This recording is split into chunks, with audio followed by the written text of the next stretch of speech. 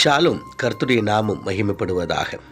கர்த்தருக்குள் பிரியமானவர்களே, வேதவசனம் இப்படியாக சொல்லுகிறது. வஸ்திரம் இல்லாதிருந்தேன், எனக்கு வஸ்திரம் கொடுத்தீர்கள்.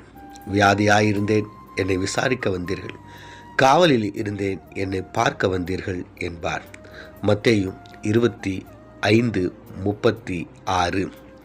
கர்த்தருக்குள் பிரியமானவர்களே, நீங்கள் எல்லோரும் சந்தோஷமாய் சமாதானமாய் இருப்பீர்கள் என்று நான் விசுவாசிக்கிறேன். இந்த நாளிலும் நாம் தியானிக்கின்ற இந்த வேத வசனம் ஆழ்ந்த சத்தியத்தை நமக்கு கற்றுக் கொடுக்கிறது. ஆண்டவராகிய இயேசு கிறிஸ்து இந்த உலகத்தில் வாழும்போது அவர் நமக்கு கற்றுக் கொடுத்த ஒரு காரியம் என்னவென்றால், பரலோக ராஜ்யத்திற்கு தகுதி உள்ளவர்களாய் பரலோக ராஜ்யத்தை பெற்றுக்கொள்ளும்படியாய் இந்த உலகத்தில் நீங்கள் வாழ வேண்டும் என்று அநேக காரியங்களை நமக்கு எச்சரிக்கையாகவும் அறிவுரையாகவும் கர்த்தர் நமக்கு விட்டு சென்றார். மத்தேயு 25 இது கடைசியாக ஆண்டவர் சொல்லுகின்ற உபமானங்கள் நிறைந்த ஒரு பகுதி. இந்த பகுதியில் 3 காரியங்களை ஆண்டவர் சொல்லுகிறார். ஒன்று 10 கன்னிகை குறித்தும், அவர்களில் சித்தமாய் ஆயத்தமாய் இருந்தவர்கள் தேவனுடைய அந்த உன்னதமான அந்த ஸ்தலத்திற்கு அவர்கள் பிரவேசித்தார்கள் மணவாளனோடு கூட.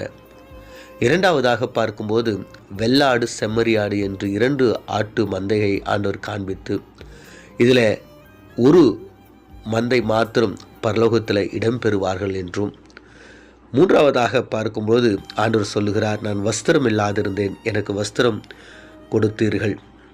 வியாதியாயிருந்தேன், என்னை விசாரிக்க வந்தீர்கள். காவலில் இருந்தேன், என்னை பார்க்க வந்தீர்கள் என்று சொல்லுகிறார். அப்போ இந்த கூட்டத்தார் யார் கவலையாய் கண்ணீரோடு வியாதியோடு இப்படிப்பட்ட அநேக சூழ்நிலைகளில் இருந்த பொழுது அவர்களை சந்தித்த ஒரு சில மக்களை ஆண்டவர் பரலோக ராஜ்யத்திற்கு அழைக்கிறார். அப்போ பார்க்குறோம், அப்பொழுது நீதிமான்கள் அவருக்கு பிரதியுத்தரமாக, ஆண்டவரே, நாங்கள் உண்மை எப்போ பசியாக பார்த்தோம், எப்போ உண்மை நாங்கள் போஜனம் இல்லாமல் பார்த்தோம், எப்போ நீங்கள் காவலில் இருந்தீங்க, எப்போ வியாதியில் இருந்தீங்க, எப்போ நீங்கள் வஸ்திரம் இல்லாமல் இருந்தீங்க, இதெல்லாம் எப்போ நடந்துச்சுன்னு சொல்லிட்டு அவர்கள் கேட்குறார்கள். பாருங்கள், யார் தெரியுங்களா? அவங்க நீதிமான்கள், நீதியாய் நடந்தவர்கள், கட்டளைகளை கீழ்ப்படிந்தவர்கள், கட்டளைகளை கை கொண்டவர்கள். ஆனால் இந்த விஷயத்தை என்ன பண்ணிட்டாங்க? தவறிவிட்டாங்க. அப்போ ஆண்டவர் சொல்லுகிறார், இந்த சிறியோருக்கு நீங்கள் எதை செய்கிறீங்களோ அது எனக்கே செய்தீர்கள் என்று கர்த்தர் சொல்லுகிறார்.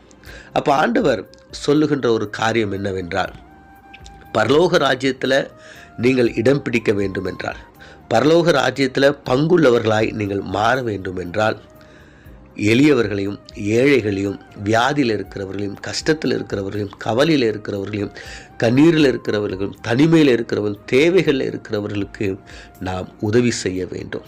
இன்றைய நாட்களில் அநேக மனிதர்களை நாம் மொபைல் ஃபோனில் நம்ம பார்க்கலாம்.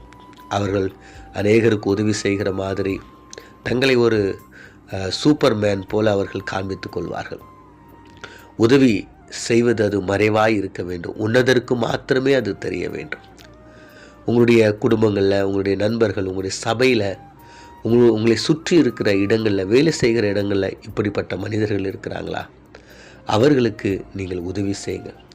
அப்போ நீங்கள் பரலோக ராஜ்யத்திற்கு சொந்தம் உள்ளவர்களாய் மாறுவீர்கள். கர்த்தருக்குள் பிரியமானவர்களே, பரலோக ராஜ்யம் நாம் சேர வேண்டும் என்றால், பரலோக ராஜ்யத்தில் நாம் பங்குள்ளவர்களாய் மாற வேண்டும் என்றால், ஏழை எளியவர்களை நாம் நினைக்க வேண்டும். ஆண்டவர் சொல்லுகிறார், சிறுமைப்பட்டவர் மேல் சிந்தை உள்ளவன் பாக்கியவான் என்று கர்த்தர் சொல்லுகிறார். ஆம் பிரியமானவர்களே, சிறுமைப்பட்டவர்கள் மேலே, ஏழை எளியவர்கள் மேலே, கஷ்டமாக இருக்கிற மனிதர்கள், கவலையில் இருக்கிற மனிதர்களுக்கு நாம் உதவி செய்யும் பொழுது கர்த்தர் உங்களை ஆசீர்வதித்து தன்னோடு கூட அந்த பரலோகத்தில் வாசம் பண்ணும்படியாய் அழைத்து கொள்வார்.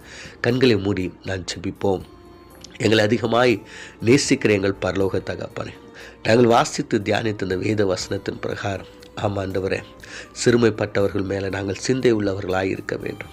ஆண்டவரே, பசியோடு இருக்கிறவங்க, வியாதியோடு இருக்கிறவங்க, ஆண்டவரே, கண்ணீரோடு இருக்கிறவங்க, தனிமையில் இருக்கிறவங்க, காவலில் இருக்கிறவங்க, வஸ்திரம் இல்லாத இருக்கிறவங்க, ஆண்டவரே, இப்படிப்பட்ட மனிதர்களுக்கு ஆண்டவரே, எங்களுடைய கண் முன்னதாக இருக்கிறவர்களுக்கு நாங்கள் உதவி செய்த ஆண்டவரே, உம்முடைய இருதய வாஞ்சைய ஆசையை திட்டத்தை நாங்கள் நிறைவேற்றி ஆண்டவரே, பரலோக ராஜ்யத்தில் உம்முடைய வாரிசாய் நாங்கள் ஆண்டவர் இடைப்பட்டுக்க எங்களுக்கு உதவி செய்யும்படியா இயேசு மூலம் ஜெபிக்கிறோம் நல்ல பிதாவே, ஆமேன்.